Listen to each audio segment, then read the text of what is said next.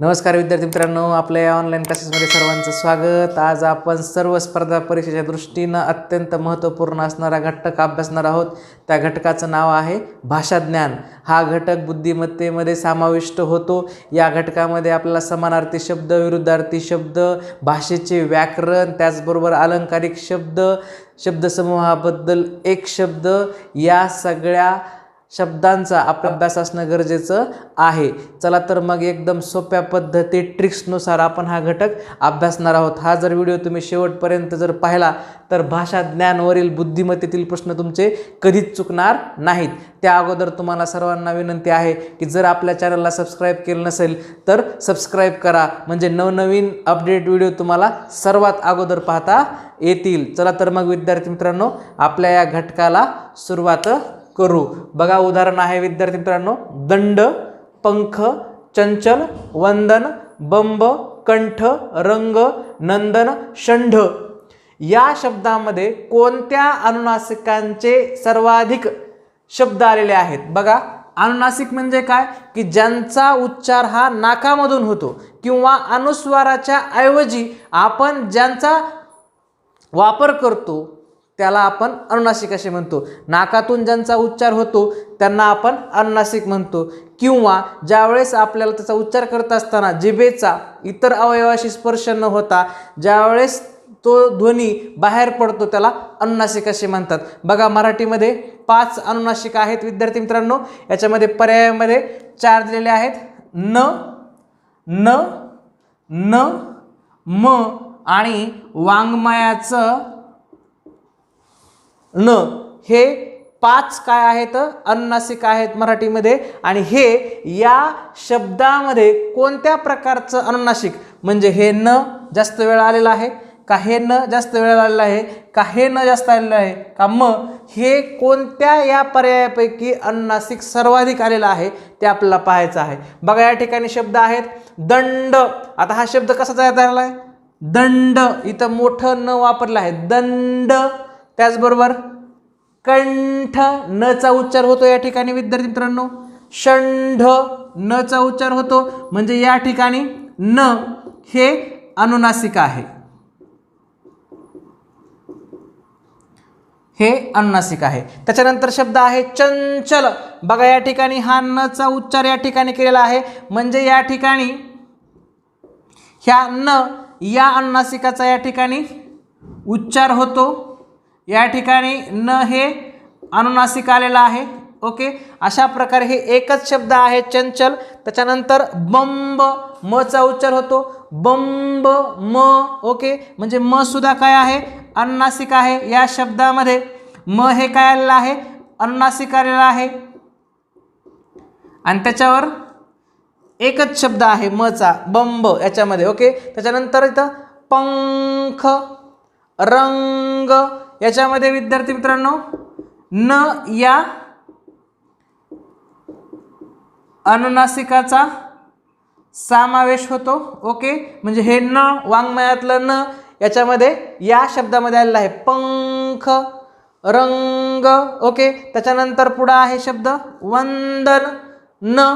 Okay, या ठिकाणी नळाचं न, ओके, अनुनासिक आलेलं आहे। त्याच्यानंतर नंदन, ओके, इथं सुद्धा न हे या ठिकाणी अनुनासिक आलेलं आहे, म्हणजे या ठिकाणी न हे अनुनासिक आलेलं आहे। तर विद्यार्थी मित्रांनो बघा, या ठिकाणी न या अनुनासिकाचे किती शब्द आहेत? 1, 2, 3 शब्द आहेत। न या अनुनासिकाचा किती शब्द आहे? एकच शब्द आहे। याचे 3 आहेत, याचा 1 आहे, म चा 1 आहे। वाङ्मयातलं जे न आहे त्याचे किती शब्द आहेत? 2 आहेत। नंदन, नळाचं न जे अनुनासिक आहे त्याचे शब्द किती आहेत? नंदन आणि वंदन असे 2 शब्द आहेत। म्हणजे या दंड, पंख, चंचल, वंदन, बंब, कंठ, रंग, नंदन आणि षंढ या शब्दामध्ये जे बाणाचं न आहे ह्या अनुनासिकाचे सर्वाधिक शब्द आलेले आहेत। म्हणून पर्याय क्रमांक विद्यार्थी मित्रांनो 3 याचं उत्तर आहे। लक्षात ठेवा, अनुनासिक म्हणजे याचा उच्चार नाकातून होतो किंवा जिभेचा उच्चार होत असताना मुखातील कोणत्याच अवयव तर जवळजवळ हालचाल किंवा त्याला स्पर्श अजिबात होत नाही अशाला अनुनासिक असे म्हणतात. किंवा अनुस्वाराच्या ऐवजी अक्षर वापरले जाते त्याला अनुनासिक असे म्हणतात. किंवा त्याला परसवर्ण सुद्धा असे म्हणतात. काय म्हणतात त्याला? परसवर्ण. ओके. आता आणखीन असेच सोप्या पद्धतीतले आपण उदाहरणं पाहू. ओके विद्यार्थी मित्रांनो, पुढचं उदाहरण आहे बघा काय सांगितलंय. मराठी महिन्याची सुरुवात भाद्रपदापासून होते असे समजल्यास. बघा काय प्रश्न विचारलाय. बुद्धिमत्ता ही याच्यामध्ये कोणताही प्रश्न जरी वास्तविक तसा नसला तरी तो विचारला जाऊ शकतो. कारण तुम्हाला माहिती आहे की मराठी महिन्याची सुरुवात ही चैत्र महिन्यापासून होत असते. पण या ठिकाणी काय विचारलंय की मराठी महिन्याची सुरुवात भाद्रपदापासून होते असे समजल्यास त्या वर्षातील 8व्या महिन्याचे शेवटचे अक्षर कोणते येईल? जर सुरुवात भाद्रपदापासून होत असेल तर त्या वर्षातील असं समजायचं की ते मराठी वर्ष भाद्रपद महिन्यापासून सुरुवात झालेला आहे. मराठी महिना ज्यावेळेस आपण काउंट करतो त्यावेळेस त्याच्यामध्ये पहिला महिना हा चैत्र असतो. पण आपल्याला काय सांगितलेलं आहे की जर वर्ष असं समजायचं की जर वर्ष हे भाद्रपदापासून सुरू झालेलं आहे तर त्याच्यामधील 8व्या महिन्याचे शेवटचे अक्षर कोणते येईल? तर आपण या ठिकाणी तिथून सुरुवात करू. मग भाद्रपदापासून काय येतं? उलटं तिथून पुढं मोजायचं. भाद्रपद झालं काय येतं? अश्विन, कार्तिक, मार्गशीर्ष, पौष, माघ, त्याच्यानंतर फाल्गुन, चैत्र, वैशाख, ज्येष्ठ, आषाढ, श्रावण. कसा क्रम लावलाय आपण? भाद्रपदापासून त्या महिन्याची सुरुवात केलेली आहे आणि आपल्याला विचारलेलं आहे की जर भाद्रपदापासून त्या वर्षाची सुरुवात होत असेल तर 8व्या महिन्याच्या शेवटचे अक्षर कोणते? तर इथून मोजा मग. 1 2 3 4 5 6 7 आणि 8वा महिना कोणता आलेला आहे? चैत्र. आणि ह्या चैत्रातलं 8वा महिना हा चैत्र आलेला आहे आणि या चैत्र या महिन्यातील शेवटचं अक्षर कोणतं आहे? त्र आहे. म्हणून पर्याय क्रमांक 4 याचं उत्तर येणार आहे. पण लक्षात घ्या विद्यार्थी मित्रांनो, खरं वास्तविक पाहता चैत्र या महिन्यापासून मराठी महिन्याची सुरुवात होत असते. पण या ठिकाणी आपल्याला भाद्रपदापासून असं समजायला सांगितलेलं आहे. म्हणून असे सुद्धा प्रश्न या ठिकाणी विचारले जातात. ज्यावेळेस असा प्रश्न विचारेल त्या महिन्यापासून सुरुवात करायची आणि जसा जसा क्रम असेल तशा प्रकारे तो क्रम उलटा करत राहायचं. ओके. किंवा जसा जसा क्रम येईल तशा प्रकारे या ठिकाणी करायचं. वास्तविक पाहता कसा क्रम असतो? चैत्र, वैशाख, ज्येष्ठ, आषाढ, श्रावण, त्याच्यानंतर भाद्रपद, अश्विन, कार्तिक, मार्गशीर्ष, पौष, माघ आणि फाल्गुन अशा प्रकारे क्रम असतो. पण या ठिकाणी आपल्याला भाद्रपदपासून सांगितलेलं आहे म्हणून या ठिकाणी तशा प्रकारे क्रम लावलेला आहे. ओके. हे लक्षात ठेवा. अशा प्रकारचा प्रश्न आला की अशा पद्धतीनं सोडवायचा. ओके विद्यार्थी मित्रांनो, पुढचं उदाहरण आहे. जर 1 ला 2, 2 ला 3, 3 ला 5, 4 ला 7, 5 ला 11 असे म्हटले तर 9 अधिक 7 यांची बेरीज किती? बघा 9 अधिक 7 यांची बेरीज किती? अशा प्रकारचा प्रश्न विचारला आहे. पर्याय क्रमांक 1 16, पर्याय क्रमांक 2 50, पर्याय क्रमांक 3 18 आणि पर्याय क्रमांक 4 36. एकदम सोपा आहे. जे अंक दिलेले आहेत ते अंक व्यवस्थितपणे लिहून घ्यायचे. नेमका कोणता क्रम आहे तसाच क्रम त्या ठिकाणी पुढं वाढवायचा आहे. विद्यार्थी मित्रांनो, काही सेकंदामध्ये आपल्याला हे सोडवता येतं. गोंधळून जायचं नाही किंवा लय अवघड आहे असं म्हणायचं नाही. अंदाजे उत्तर लिहायचं नाही. एकदम सोपा असतो असा पॅटर्न. बघा काय सांगितलेलं आहे. 1 ला काय म्हटलेलं आहे? 2 म्हटलेलं आहे. ओके. पुन्हा 2 ला काय म्हटलेलं आहे? 3 म्हटलेलं आहे. पुन्हा 3 ला 5 म्हटलं आहे. पुन्हा 4 ला 7 म्हटलेलं आहे. 4 ला 7 म्हटले आहे.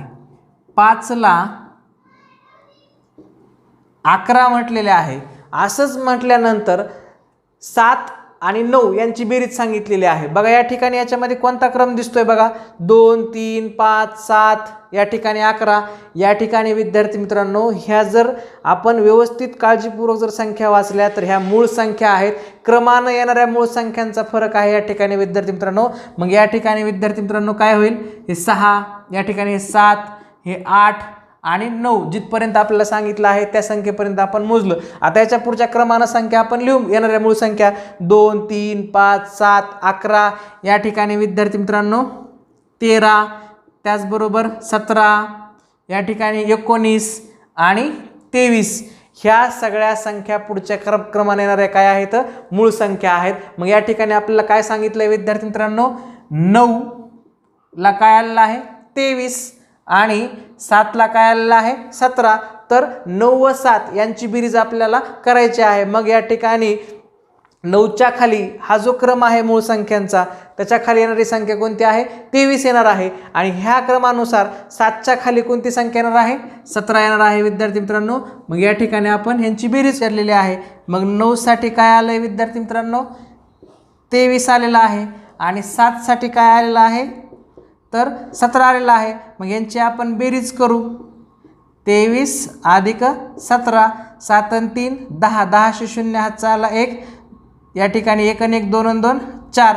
उत्तर किती आलेलं आहे विद्यार्थी मित्रांनो 40 आलेला आहे. पर्याय क्रमांक 2 याचं उत्तर या अशा पद्धतीने आपल्याला काढता येतं. बघा काय सांगितलं होतं की 1 ला 2 म्हणलं, 2 ला 3 म्हणलं, 3 ला 5 म्हटलं, 4 ला 7 म्हटलं, 5 ला 11 म्हटलं, 6 ला 13 म्हटलं, 7 ला 17, 8 ला 19 आणि 9 ला 23. पण इथून इथपर्यंत दिलं आपल्याला 5 ला 11. पण याच्यामध्ये जो क्रम होता 2 3 5 7 11 ह्या काय आहेत क्रमावर मूळ संख्यांचा याच्यामध्ये आपल्याला गट दिला होता. तसंच आपण कंटिन्यू केला आणि मग 9 अधिक 7 यांची बेरीज किती येते 40 येते. पर्याय क्रमांक 2 याचं उत्तर आहे. ओके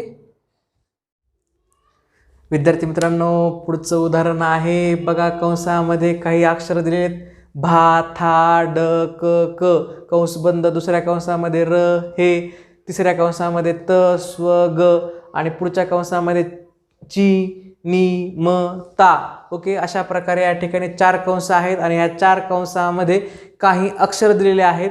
या अक्षरापासून अर्थपूर्ण शब्द तयार करून त्यामध्ये शेवटी अक्षर नसलेला पर्याय ओळखायचा आहे. बघा या ठिकाणी अगोदर दिलेले हे जे अक्षर आहेत यांची जुळणी करायची आहे. जुळणी करून अर्थपूर्ण शब्द तयार करायचा आणि शेवटी या पर्यायामध्ये नसणारा अक्षर ओळखायचं आहे, पर्याय ओळखायचा आहे. बघा या ठिकाणी विद्यार्थी मित्रांनो, पहिला जर कंसाचं निरीक्षण केलं तर अर्थपूर्ण शब्द या ठिकाणी आपण बनवू. निरीक्षण केल्यानंतर बघा या ठिकाणी जर थोडं निरीक्षण केलं तर कथा, भाकड वगैरे शब्द तयार होतात. पण ह्याच्यापासून 5 अक्षरी जर शब्द तयार केला तर काय होईल भाकड कथा, भाकड कथा. ओके हा शब्द तयार होईल. त्याच्यानंतर विद्यार्थी मित्रांनो पुढचा जो शब्द आहे र आणि हे, हा जर उलटा शब्द केला तर काय शब्द होईल हेर. काय शब्द होईल तयार हेर. पुढचं जर आपण व्यवस्थित निरीक्षण केलं विद्यार्थी मित्रांनो तर शब्द होतो या ठिकाणी स्वगत.